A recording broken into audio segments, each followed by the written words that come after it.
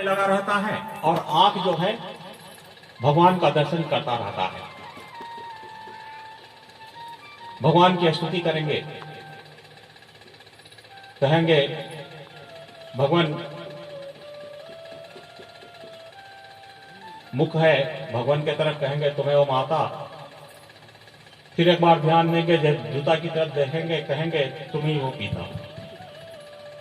तो ये क्या है, हमारा जो मन है ये मन एकाग्र नहीं रहता है। मन हमेशा विचलित रहता है, फलता हमारे मन को शांति मिल नहीं पाता।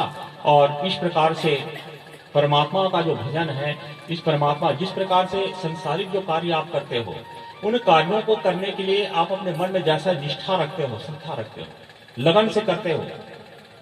बिना लगन का कोई भी संसार का कार्य पूर्ण नहीं होता है। हर कार्य के लिए आपके मन में लगन होना चाहिए।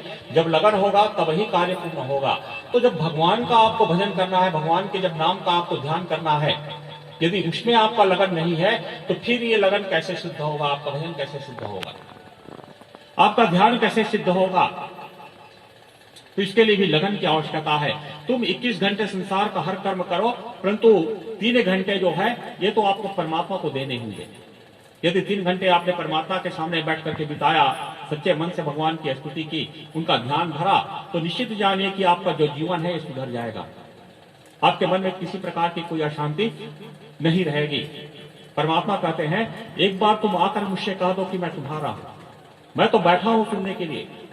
एक बार तुम आओ और आकर के मुझसे कहो कि मैं तुम्हारा हूं। परंतु मनुष्य कैसा है, मनुष्य इतना दुष्ट है,